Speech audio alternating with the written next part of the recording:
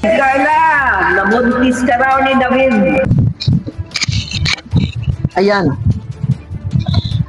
Masaya na usapin to, guys. Ayan.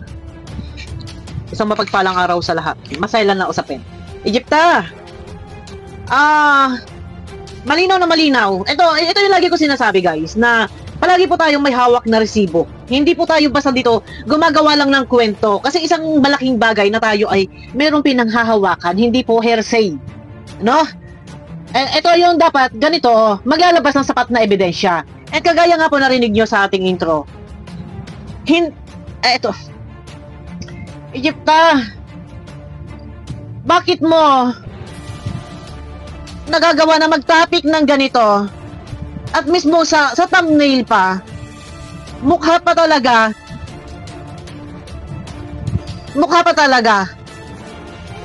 Meron ka pang sinasabi dito na Kalingap Carla, binuntis ni David. Meron naman question mark. Pero hindi mo ba alam gaano naman yung impact nito na sakit sa damdamin, ha? Ng taong iyong tinutukoy. Wala ka sa kalingap.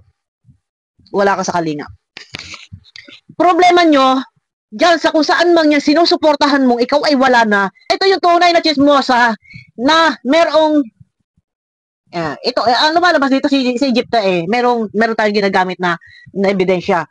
Bakit? Ito guys ha, chismosang Midet Founder. Yan, founder, chismosang Midet Founder. So yung tinutukoy nyo dito is yung Midet Founder. Ang sabi, Kalingap Carla, binuntis daw ni David para ilihis ang issue ni M. Ilihis ang issue ni Midet. Bakit si Carla ang inyong dito? Ngayon, ito na ha. Malinaw na malinaw. Lagi tayo may resibo, malinaw ha. Egypta, napaka-brutal ng thumbnail mo para sa isang beneficiary ng Kalingap, mawalang galang. Huwag ganun. Ha?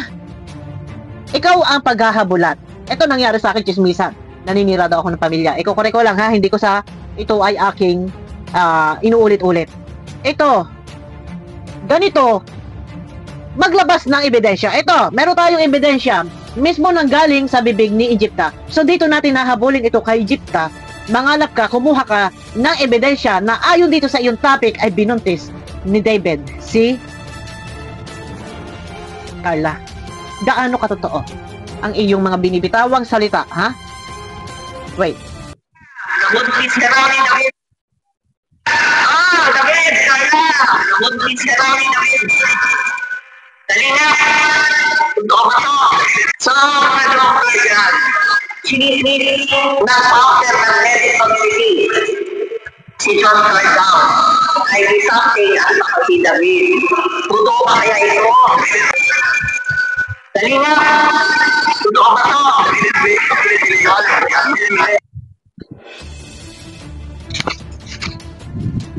Ngayon magtatanong, Kalingap, totoo ba ito? Egypta, thumbnail mo pa lang hindi na maganda. Ito ha, mismo sa bibig mo nang galing, malinaw, maliwanag na Carla, binuntis daw ni David. Hindi mo ba naiintindihan? Hindi mo ba alam kung nasaan ka at kung ano yung pinagsasasabi mo? Malinaw na malinaw. Carla, binuntis daw ni David. Sure din po ni Carla ang ginamit niya dito. Nandito po, malinaw po nandito. Ayan o. Nakalagay dito, Kalingap Carla, binuntis ni David. Gaano kahirap ito? Unang-una sa magulang, sa nanay ni Carla. Wala itong katotohanan. So ngayon, ito ay pasabog lang ni Egypta na ayon sa kanyang sagap. Parang kinuwento niya na ayon doon sa mga chismosa na mga powder, si Carla daw ay binuntis ni David para mapagtakpan ang kanyang kwento. Ang kanyang issue, ang issue ni Midet. So dito, ang nagpasabog nito, si Egypta. So kay Egypta hahabulin ang salitang ito. So si Egypta dito ang pwedeng sampahan ng kaso dahil mismo siya ang naglabas at nagpahayag sa social media at gamit na gamit ang pangalan at mukha ng kanyang inaakusahan. Dito, walang rektahan o tahasang binigka sa Egypta na inaakusahan niya si Carla at si David. Kung baga ipinasabog niya ito na ito ay ayon doon. Dapat, Egypta, kung ikaw ay maglalabas ng ganitong usapin, siguraduhin mo meron kang hawak na resibo na totoong sinasabi o mala ang video clip, voice record or screenshot para hindi ka gawagawang kwento. Ikaw ang nag-ingay, nagpakalat at nag-thumbnail. Gamit na gamit mo ang isang beneficiary ng Kalingap. Gaano kasakit? Sa isang nanay, ako mang nanay, na i-thumbnail mo ang picture ng aking anak at may caption na Kalingap, Carla, binuntis ni David. Binuntis ni David, may question mark. Ako mang nanay, gawin mo yan sa anak ko, hahabulin ko yan sa'yo. Ikaw ang paghahabulan ko. Por respeto, pasintabi, wala ka sa Kalingap. Hindi ka dapat nagta-thumbnail ng ganito kabrutal. Brutal ang thumbnail mo. Wala man tahasan na rektahang sinabing ikaw mismo o sila mismo kung sino man ang nagpahayag niyan. Pero ang linaw-linaw ng caption mo na meron kang alam at yan nga din ang iyong kinikwento. So sa iyo ito hahabulin. Ikaw ngayon ang maglalabas ng katibayan. Sa iyo ito hahabulin. Kung ito ay susunsunin po ng Kalingap or ni Carla or ang mga sponsor ay nandyan at makikipagtulungan na habulin ang mga ganitong lantaran na pagta-thumbnail na mukha ni Carla at may caption na Kalingap Carla binuntis ni David. Alam niyo sa totoo lang, ano yan, hindi sila yung mga artista sa showbiz. Sila nandito sa Kalingap. Kung artista sa showbiz, pwede nyo niyang isyuhan, bahala kayo dyan. Pero beneficiary yan ng Kalingap. May mga pumoprotekta and mga viewers na nagmamahal. Gaano kasakit na kanilang sinusuportahan ng mga sponsor at minamahal. Ganito yung gagawin mong thumbnail. Egypta, kung sino man yung sinasabi mo na founder ni Midet na nagchismis para lang pagtakpan ng issue ni Midet, hindi sila yung dapat paghabulan dito, kundi ikaw na naglabas ng ganito kwento. Man lang sana'y naglabas ka rin ng sapat na ebidensya, katunayan na talagang yun ay sinabi nila. So ikaw ngayon na matatambak ka dito ng sisi at mapaghahabulan. Gayong mismong tahasan ng galing mismo. Wait, may natawag. Gayong mismong tahasan ng galing mismo sa iyong bibig na binuntis daw. Carla, nabuntis ka raw ni David. Kalingap, totoo ba to? Ikaw dapat ang magpatotoo kung gaano katotoo na man lang sana bago ka naglabas ng ganyan salita, kinuha mo muna sana ang sapat na ebidensya na binitawan ng di umano'y founder ni Midet. Ikaw, bakit mo itinatanong sa Kalingap kung gaano katotoo? Bakit sa Kalingap mo tinatanong? Wait lang guys. Ano ba yan yung mic ko? Hawak. Bakit sa Kalingap ka nagtatanong na kung gaano katotoo? Kayo yung nagchismisan at ikaw. O, di ba parang akong glazed donut? Ikaw ang nagsiwalat. Ikaw ang magpapatunay na gaano katotoo yung mga sinabi nila. Bakit sa Kalingap mo tinatanong? Wait lang guys. Sa Kalingap siya nagtatanong. Bakit? Bakit Kalingap ang tatanungin mo? Ikaw yung naglabas ng ganyang issue. Ito, hindi tayo nagagalit dito, pero sa kapakanan ng mga beneficiary ng Kalingap, tayo na dito bilang sila ay ating poprotektahan at yung mga ganitong klaseng tao, supalpalin natin. Bakit sa Kalingap mo tinatanong, ha? David, Carla, nabuntis ka raw ni David. Kalingap, totoo ba to? So, sabi niya, Kalingap, totoo ba to? Bakit sa Kalingap ka nagtatanong? Ikaw ang nagsiwalat. Ngayon, babalik ko sa iyo yung tanong.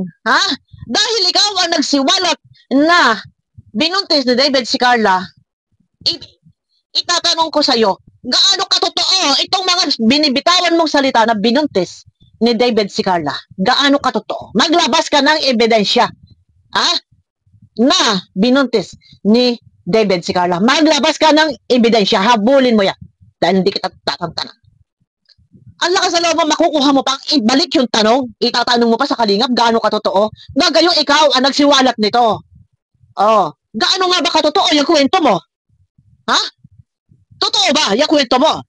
Binuntis. Binuntis daw. Ay, labas mo. Dahil mismo, ito guys, siya mismo eh.